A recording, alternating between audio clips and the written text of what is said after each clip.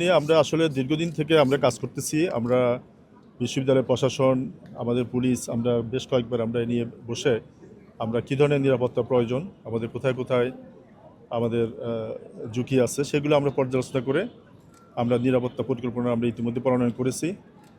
আমাদের রাজশাহী মেট্রোপলিটন পুলিশের যে ফোর্স আছে, আমরা সর্বোচ্চ ফোর্স ব্যবহার করার পরেও আমরা মনে করছি যে আমাদের আরও লোকবল দরকার। আমরা আমাদের পুলিশ হেডকোয়ার্টারের থেকে চাহিদা দিয়ে আমরা আরও 1000 ফোর্স বাইরে থেকে এনেছি, বিভিন্ন জেলা থেকে এনেছি। আমরা আমাদের এখানে আমাদের আর্ম পুলিশ ব্যাটালিয়ান আছে। এর বাইরে আমরা, আপনারা জানেন যে আমাদের রাজশাহীতে কর্মরত বিজিবি, তারপরে র্যাব, ওনারাও আমাদের পাশাপাশি দায়িত্ব পালন করবেন। তো আমাদের নিরাপত্তার জন্য আমরা মোটামুটি সামগ্রিক ব্যবস্থা আমরা নিয়েছি। আমরা ইলেকশন কেন্দ্রিক আমরা 3 ধরনের নিরাপত্তা ব্যবস্থা আমরা রেখেছি। একটা হলো ফ্রি ইলেকশন।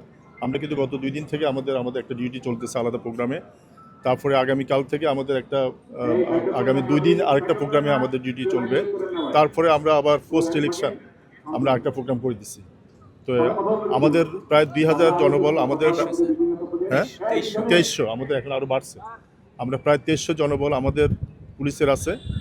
তার বাইরে আপনারা জানেন আমরা গতদিন মিটিং করেছি, সেখানে আমাদের বিজিবি এবং র্যাবের বেশ কিছু প্লাটুন থাকবে।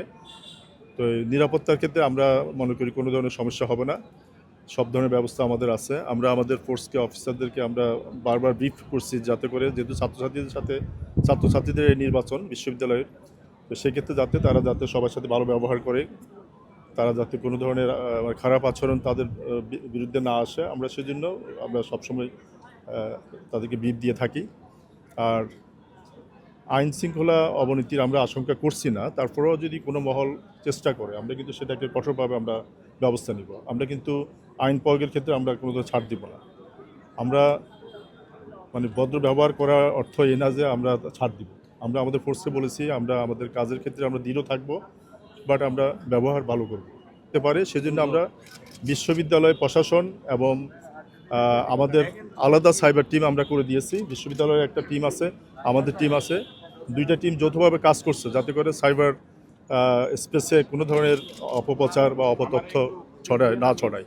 তো সেজন্য আমরা কাজ করছি এবং সেক্ষেত্রে যদি কোনো ঘটনা ঘটে আমরা বলে দিয়েছি এটা যাতে আমাদের নজরে আনে, আমরা সেটা ব্যবস্থা নিব।